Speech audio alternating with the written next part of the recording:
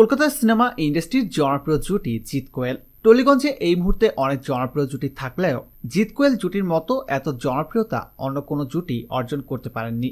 এমনকি কোয়েল মল্লিকের টলিউড ইন্ডাস্ট্রিতে আগমনও হয়েছিল জিতের সঙ্গেই। জিতের বিপরীতে নাটের গুরু সিনেমার মাধ্যমে কলকাতার সিনেমা ইন্ডাস্ট্রিতে অভিষেক হয় কোয়েল মল্লিকের। নাটের গুরু সিনেমাটি বক্স অফিসে খুবই বিখ্যাত হয় এবং সাফল্য অর্জন করে। 2003 সালে মুক্তি পাওয়া এই ছবির মাধ্যমেই ভারতীয় বাংলা সিনেমায় কোয়েলের পদার্পণ ঘটে। কোয়েল মল্লিকের বাবা রঞ্জিত মল্লিক ভারতীয় বাংলা সিনেমার খুবই জনপ্রিয় এবং শক্তিমান একজন অভিনেতা। যার বাবা রঞ্জিত মল্লিকের মতো একজন শক্তিমান অভিনেতা, তার মেয়ে যে একজন জনপ্রিয় অভিনেত্রী হবে এটাই স্বাভাবিক। আর সত্যি তাই হয়েছে। বাবার মতো কোয়েল মল্লিকও টলিউড ইন্ডাস্ট্রিতে নিজের অবস্থান তুলে ধরতে সক্ষম হয়েছেন। কোয়েল মল্লিক আজ ভারতীয় বাংলা সিনেমার সর্বাধিক পারিশ্রমিক প্রাপ্ত এবং সবচেয়ে জনপ্রিয় নায়িকাদের মধ্যে অন্যতম একজন।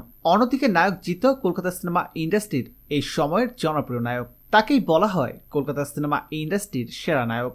একসময় শুধুমাত্র সিনেমায় অভিনয় করলেও এখন তিনি সিনেমায় অভিনয়ের পাশাপাশি নিয়মিত সিনেমা প্রযোজনা করছেন। 2005 সালে মুক্তি পায় জিৎ কোয়েল জুটি অভিনীত সুপারহিট সিনেমা শুভ দৃষ্টি।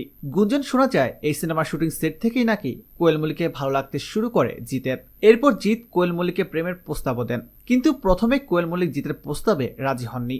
শোনা যায় এর বছরখানেক পর জিতের সাথে সম্পর্ক গড়ে ওঠে কোয়েল মল্লিকের। টলিপাড়ায় এই জুটিকে নিয়ে রয়েছে অনেক গুঞ্জন। শোনা যায় এক পর্যায়ে নাকি এই জুটি বিয়ে করবেন বলেও ঠিক করেছিলেন, কিন্তু তাদের মাঝে নাকি বাধা হয়ে দাঁড়ায় কোয়েল মল্লিকের বাবা রঞ্জিত মল্লিক। টলিউড মহলে গুঞ্জন রয়েছে কোয়েল মল্লিকের বাবা রঞ্জিত মল্লিকের কারণেই নাকি বিয়ে করতে পারেনি জিৎ কোয়েল। তো বন্ধুরা, এই সম্পর্কে আপনার কি মতামত কমেন্ট করে জানিয়ে দিন।